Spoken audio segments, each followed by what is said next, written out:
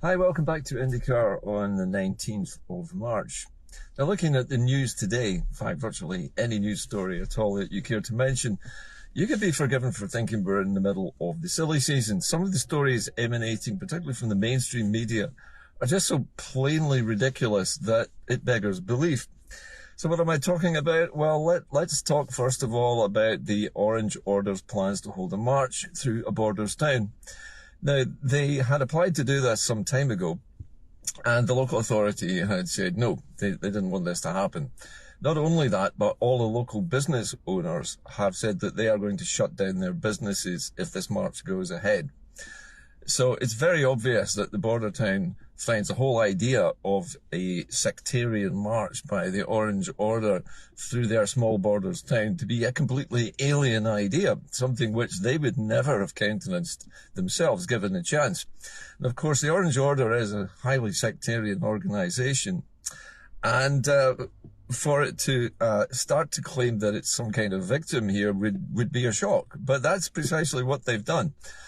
In some posts made by Orange Order members on social media, they've claimed that they are an ethnic minority who are being discriminated against, something which frankly made me spray my cornflakes over the breakfast table when I first read it. The idea that a bunch of middle class and working class bald white men in middle years banging drums and playing flutes was in some way an ethnic minority is absolutely laughable. They are not ethnically a minority at all. I mean, the only true thing in that sentence is that they're a minority, and a very, very tiny minority, thankfully, of the Scottish population who believe that sectarianism should be kept alive in Scotland, and that Catholics are bad and Protestants are good, and near the twain shall meet. So this is a ridiculous piece of nonsense by the Orange Order, trying to play a victim here, when in fact what they're trying to do is spread sectarianism into the borders of Scotland. And the second story, again, beggars belief in many ways, but I suppose we shouldn't really be surprised. Kay Adams, in her radio phone-in show a couple of days ago, read out a comment made presumably by a Tory voter, which compared Humza Yousaf and the SNP's slogan for the next general election of making Scotland Tory-free. Now, remember, we're talking Tory MPs here. And this caller compared this slogan with the Nazis attempting to exterminate the Jews during World War II. Frankly, that's as bad as it was.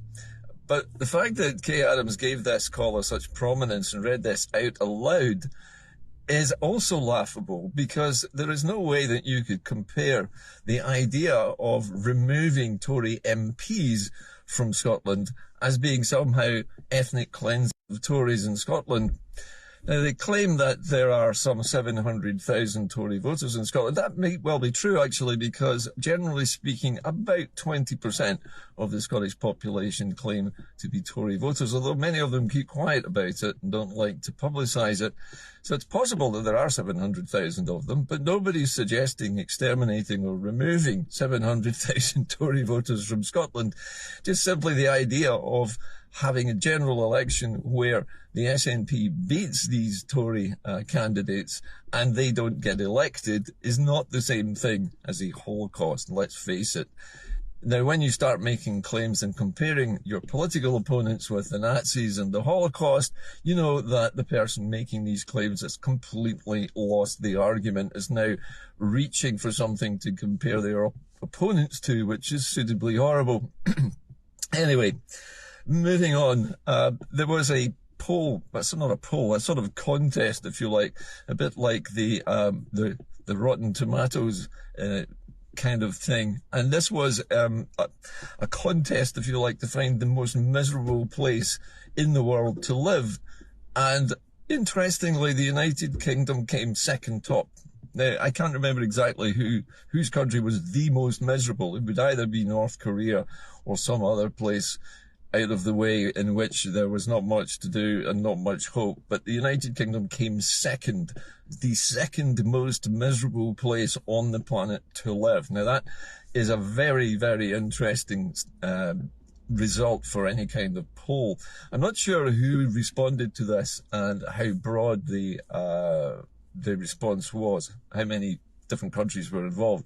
But I would imagine for this to be that for this contest to have any real meaning statistically, there must have been a lot of responses from the United Kingdom and also from its neighbours, I would imagine.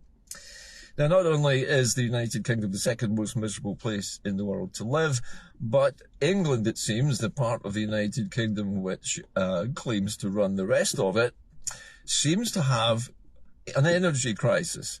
And this is evidenced by the National Grid publishing its plans to invest some £58 billion in new interconnectors between Scotland's renewable energy arrays, presumably in the North Sea and other places around the coast, directly with Teesside in the north of England. Now, this is an attempt by the National Grid to solve a problem which is unique to England, which is the massive underinvestment in generating capacity in the English grid system.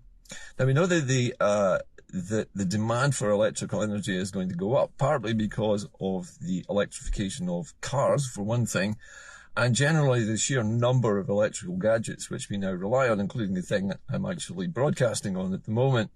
Everything requires electrical energy. And unfortunately, the British government has not thought far enough ahead and hasn't planned enough capacity, enough cables, basically, to carry the massive amount of renewable energy which Scotland is overproducing into England to help solve their problem, which they created by not investing in their own renewables. So you see where this is going. But this is being presented to us in the media as a win-win for Scotland as well as the rest of the UK. They claim that despite the fact that investing this enormous sum of money in connectors which can entirely bypass the border areas of Scotland and go under the sea, basically, shortcutting any potential cross-border connections and go straight into the English part of the grid, they claim that this is going to reduce our bills in some strange way or other. But I can't see how that would happen. Although they have admitted that the spending of this money on building these subsea cables is going to cost you and I at least £30 a year in additional costs on our electricity bills. So I fail to see how this is any kind of advantage to anybody, even in England, is not really going to benefit them other than helping them to have enough energy and reduce the likelihood of blackouts and power cuts in the coming years. However, with energy consumption and the demand for it expected to skyrocket in the next 20 years or so, in fact, even further, they're planning ahead to 2050, incidentally. They're obviously relying very heavily on Scotland to get England out of the problem that it's created for itself by systematically underinvesting in its entire grid system for decades.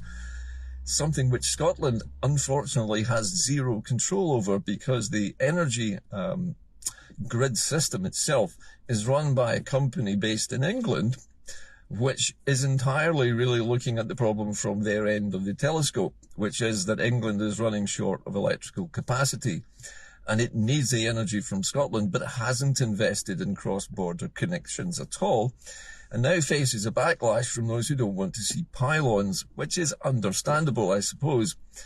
But in the broad scheme of things, it's making England even more dependent on Scottish energy, and that's including Scotland's gas and Scotland's oil resources, which it's already exploiting without really any benefit coming back to us.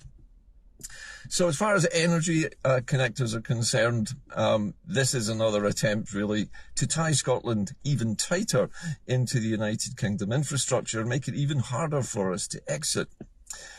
Talking of exits reminds me of something else which I spotted just before going on air this morning, and that is new European legislation says that these special economic zones, as they call them, SEZs, now this is a European term for free ports, that these SEZs actually break European Union trade laws, and that would make it impossible for Scotland to rejoin the European Union while there are free ports in existence in Scotland. And this is something else which I think we need to bear in mind when we do become independent. these free ports would need to go. Otherwise, there would be no hope of us either joining the European Union, and perhaps it would even throw into some doubt our use of the European Free Trade Association to restart trade with Europe, slightly short of joining the European Union. So everything that's being done to Scotland at the moment is designed to prevent us from becoming independent. It's making England more dependent upon Scotland, not the other way around.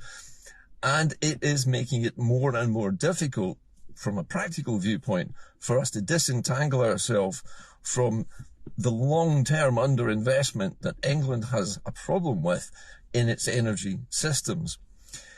Now, in a conversation I had yesterday during filming of a documentary on Scottish independence, where I was asked a number of questions about this, we were talking about why it is that England particularly is having such problems. And the person who was interviewing me is an Englishman who happens to live in Scotland and supports independence. And he was telling me that, by and large, he thinks that England is really a huge museum. It hasn't moved in the last 60 years appreciably. It hasn't modernized anything. It hasn't changed its way of doing things. It is stuck in the past. It is stuck, basically patting itself on the back for winning World War II and Spitfires and things like this. It hasn't moved at all. And I pointed out to him, I said the problem with that is conservatism. Conservatives, and to go back to my earlier point about Humza Yousaf's plan to basically try to remove as many Tory MPs from Scotland as possible, conservatism means not changing things, keeping everything exactly the same forever. That's what conservative means, to keep things as they are. And with that dogma, the Tories and their sort of almost complete control over England, and remember that the Labour Party is now following suit with Tory policies, means that England will be locked in its own museum forever unless it changes its political system. And in fact, Scottish independence would have a huge beneficial effect on England, because for the first time in 300 years, England would have to look to itself and would have to invest in its own energy infrastructure, in its own oil and gas fields, in its own manufacturing, and in its own renewable energy systems, in order for it to stand on its own 2 feet. And right at the moment, nothing like that is happening in England. Basically, England is a museum which is being powered by Scottish windmills, and by Scottish oil, and by Scottish gas, and by Scottish whisky revenues, and all the rest of the things which Scotland feeds into the English system. We're basically keeping it on life support when it is dying, and it's dying because it has stayed the same for the last 60 odd years. Anyway, I thought I'd leave you with those thoughts today. That's it from IndyCar today. I will be back again later in the week. I'm making these programs slightly less frequently in order to cover more topics and to look at things in a bit more depth. But I think to sum up today, we've got the Orange Order claiming they're an ethnic minority being discriminated against, which, as I said, was laughable. We've had Kay Adams comparing the SNP's policy of removing Tory MPs from Scotland as being on par with the Nazi genocide of the Jews in World War II. Absolutely ridiculous. And Britain being the second most miserable place in the world to live. I'm wondering if next year Britain might take the actual title of being the most miserable place in the world to live. You never know. But what an accolade that would be. Anyway, that's it from IndyCar today. I'll see you all again in the next edition later this week. And as I always say, keep the faith. Independence will come along. At the moment, I don't see any sign of it from Mr. Yousaf. In fact, his plans seem to not include independence at all. In fact, his most recent quote, he said that at the present, he thought there was no support for another independence referendum or no majority for it. That's an interesting thing to say. I've not seen any polls yet which suggest that. But, well, let's wait and see. Anyway, that's it from me today. Keep the faith, and I'll see you later in the week. Bye for now.